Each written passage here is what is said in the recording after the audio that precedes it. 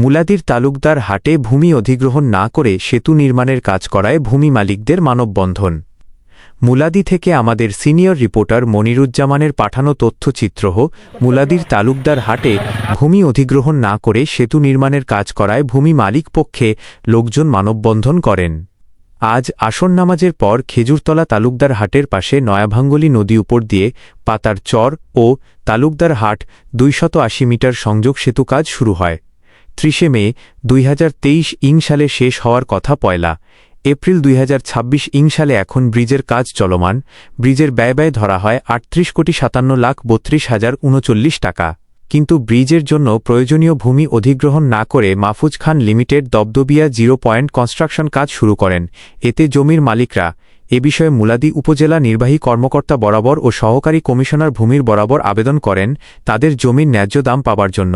এছাড়াও বরিশাল জেলা প্রশাসকের বরাবর জমি টাকা পাওয়ার জন্য আবেদন করেন, কিন্তু কর্তৃপক্ষ তাদের আবেদনে সাড়া না দিয়ে তাদের ব্রিজের কাজ ইচ্ছা মতন চালিয়ে যাচ্ছেন।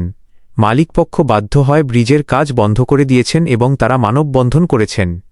মানববন্ধন চলাকালে ভূমির মালিকরা স্পষ্টভাবে জানিয়েছেন যতদিন পর্যন্ত তাদের জমির টাকা না দেওয়া হবে ততদিন পর্যন্ত ব্রিজের কাজ বন্ধ থাকবে। এ বলে ভূমির মালিকরা কাজ বন্ধ করে দেন ও তারা মানববন্ধন করেন।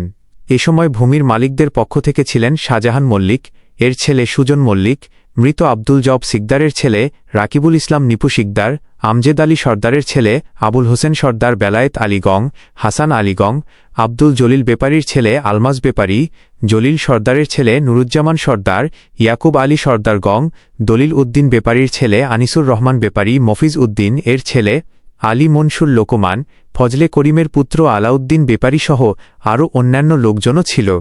ডেস্ক রিপোর্ট, জনতার কথা, নিউজ টিভি, ঢাকা। আমি এলজিডি অফিসে ইঞ্জিনিয়ারের কাছে গেছি, সেও একই কথা বলছে, একটু ধৈর্য ধরেন পাইবেন।